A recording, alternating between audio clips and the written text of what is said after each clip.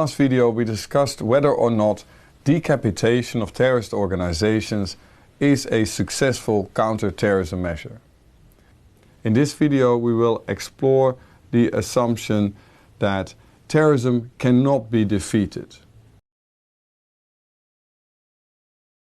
It is related to the assumption we discussed last week about the success of terrorism, but in this case we look at the effectiveness of counter-terrorism measures. And defeated we have defined in a classical way as having been beaten in a battle or other contest. This means that some other party has to be actively and intentionally involved. And in this case we're talking about defeat by counter-terrorism measures or counter-terrorism actors. But who or what is exactly defeated? Are we talking about the phenomenon of terrorism or about individual terrorist groups? Well, actually we will look at both. First we will focus on the possibility of defeating terrorist groups, and after that we'll come back and see whether or not the phenomenon of terrorism as a whole can be defeated.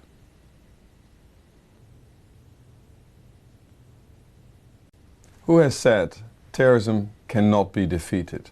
Well, actually quite a few expert and important politicians and public figures.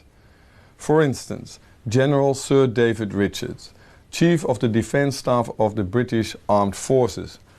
In 2010, regarding defeating Al-Qaeda and Islamist militancy, he said, "First of all you have to ask, do we need to defeat it? In the sense of a clear-cut victory. And I would argue that it is unnecessarily and would never be achieved." Well, that last part is of course not very hopeful, especially not when stated by a top general. And then former US President George Bush. In 2004 he was asked, "Can we win the war on terror?" And he replied, "I don't think you can win it. But I think you can create conditions so that those who use terror as a tool are less acceptable in parts of the world." So there's no winning of the war on terror, even said by US President George W. Bush, who was in many ways the architect of that whole concept. And then King Abdullah II of Jordan. Also in 2010 he said, "We're never going to be able to get rid of terrorism, because there is always going to be evil in the world." Well, is he right? Is he wrong? That's what we're going to find out in this video. Why is it important to investigate this idea, this assumption? Well, if we believe that terrorism cannot be defeated, this could lead to defeatism and strengthen the idea that terrorism poses a big threat of which we can do very little. That scares us, and that's what terrorists want. And then in terms of CT measures, if terrorism indeed cannot be defeated, this implies that we should primarily focus on prevention, make sure terrorist groups don't emerge, or especially focus on managing the impact of terrorism. If it's there, you cannot stop it, so make sure that if it hits us, the impact is as little as possible. And measures that aim to stop terrorists or terrorist organizations are not very useful if this assumption is really true.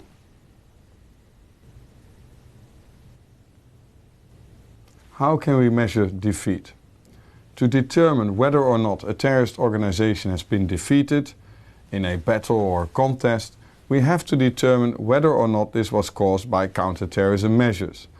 For instance, by disruption, decapitation, or by mobilizing communities that said no to this particular group or network.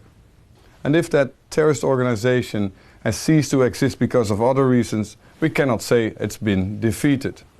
And we know that individual terrorist groups and even waves of terrorism can fade out because of many other reasons. Well, one scholar who has observed this is David Rapoport. And he distinguished, and we discussed that earlier, 4 waves of terrorism. And he concluded that these waves, after a few decades, gradually peter out. But he also gives an example of a defeated type of terrorism. He said that revolutionary terrorists were defeated in one country after another. So a very famous scholar actually referring to defeat not only of one group, but of a whole type of terrorism. And he referred to the third or new left wave of terrorism. But how did he measure this? How can he be sure that the ending of this terrorist group or even this wave was the result of counter-terrorism measures? And can we consider that a defeat of terrorism?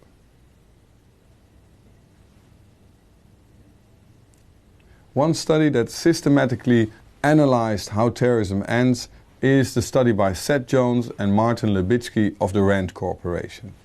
They investigated 648 terrorist groups that were active in the period 1968-2006. And they looked at the way they ended. And in their report, published in 2008, they distinguished four major reasons for the ending of these groups. There were reasons why they ceased to exist. And the first reason is because of local police and intelligence services. And the second reason is because of military force. A third reason is that terrorists joined the political process. They joined, for instance, negotiations or something else. We'll come back to that later. And then the fourth reason is because terrorist groups were victorious. They managed to achieve their stated political goals. And Jones and Lubitsky also touched upon a fifth minor reason, and that is the splintering of terrorist organizations. It means that a certain group ends, but it doesn't signal the end of terrorism by its members, and it's therefore excluded from further analysis. Well, let us have a closer look at these four major explanations. Do they provide reasons to challenge the assumption that terrorism cannot be defeated? Have the groups investigated by Jones and Lubitsky ended because of successful counter-terrorism measures? In other words, have they been defeated or not?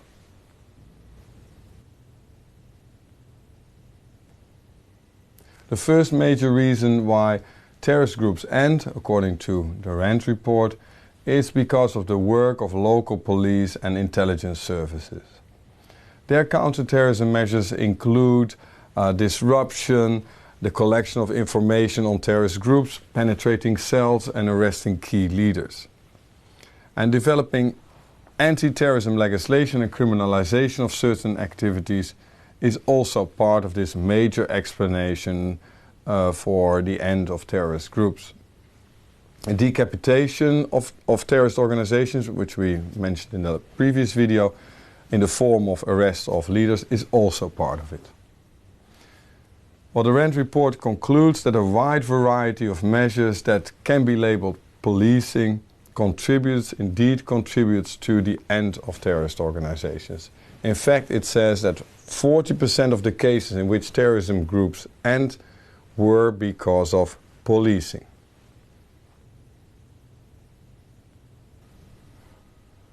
What about the second major reason why terrorism ends? The use of military force. Well, this particular counter-terrorism measure or approach of course involves the use of military forces to kill or capture terrorist members or to fight against states that support terrorism. Well, according to the RAND report, sometimes the threat of the use of force or constant surveillance can already be enough to make sure that terrorist organizations are always on the run. However, this age-old way of fighting terrorism is not particularly effective. According to the report, only 7% of the terrorist groups that have ended since 1968 did so because of military force. Only 7% of the cases. Well, this limited success is related to the fact that terrorists are, of course, not armies, and they are very small, and they don't employ like conventional forces unless they fight an insurgency. The report also shows that the use of massive military power could alienate a local population and therefore be counterproductive.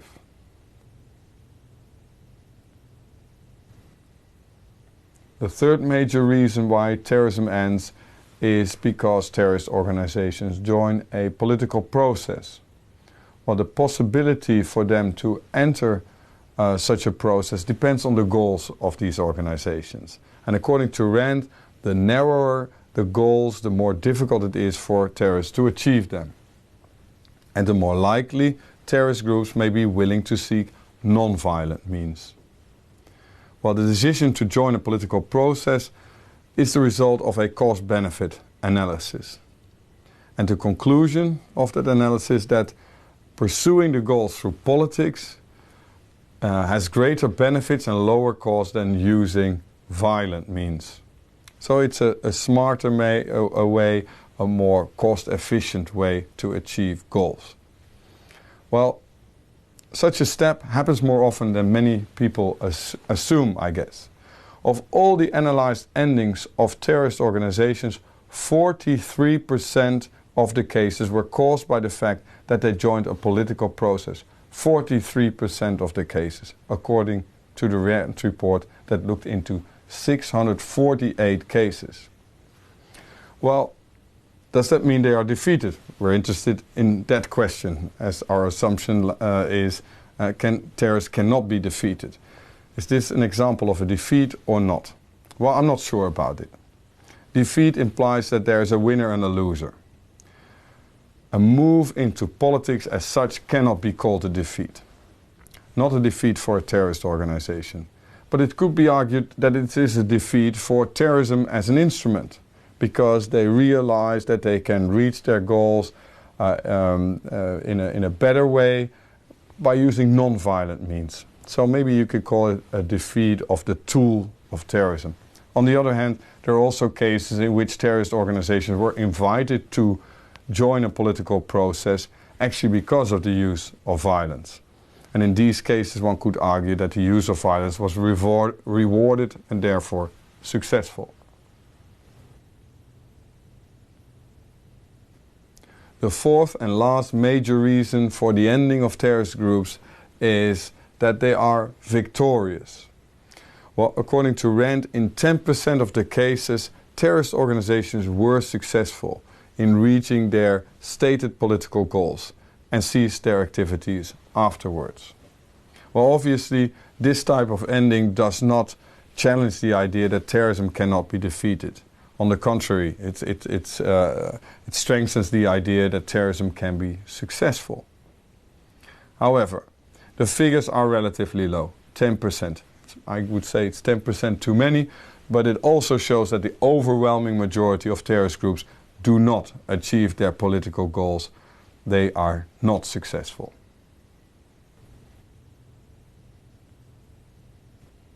So according to the Rand report, there are four major reasons why terrorist organizations end: policing, military force, politics, and victory. Well, of all the terrorist groups that ended, 40% did so because of policing and 7% because of military force. Well, I think that these two figures clearly support the argument that terrorism can be defeated. Together they explain almost half of the cases in which terrorist groups ended.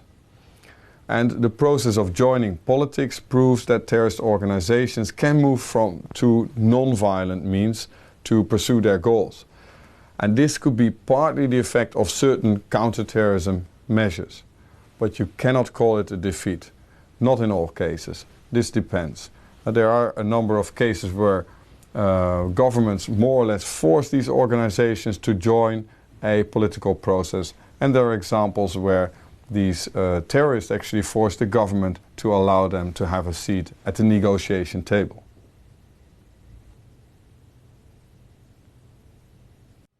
If we look at these data, the assumption that terrorism, meaning terrorist organizations, cannot be defeated is clearly false. And I think you could even label it a myth. Fortunately, these actors can be defeated by counterterrorism measures, ranging from policing and the use of military force to forcing them or talking them into joining a political process. However, if you look at the phenomenon of terrorism as a whole, we must conclude that it cannot be defeated. For instance, David Rapoport shows that there are successive waves of terrorism and that it takes a long time for each wave to fade out. And he also shows that even then they do not die out completely. Even today, you still have a few anarchists around. But we can speed up these processes by defeating individual groups and networks. And I believe it's important to stress this, especially against the background of much pessimism and defeatism about the possibilities to force large organizations like Al-Qaeda or the FARC in Colombia, to force them to end their activities. It will not be easy, but it is not impossible, as, for instance, the study of Rand has shown. Well, depending on your interpretation of the assumption that terrorism cannot be defeated, you can label it a myth or partly true. It's a myth when looking at many cases in which terrorist organizations were, in fact, defeated. It can be labeled partly true if one looks at the phenomenon as a whole. Unfortunately, the idea of a world without terrorism is quite a utopian one. But again, individual terrorist organizations can be defeated. To summarize, we looked at statements that support the idea that terrorism cannot be defeated. But both the article by Rapoport and the Rand report show that at one point in time terrorist groups ceased to exist and that they can be defeated. The phenomenon of terrorism as a whole, however, cannot be defeated. So, depending on your interpretation of the assumption, you can either label it a myth or partly true. In the next video we will investigate the assumption that terrorism can best be dealt with by way of a holistic or comprehensive approach.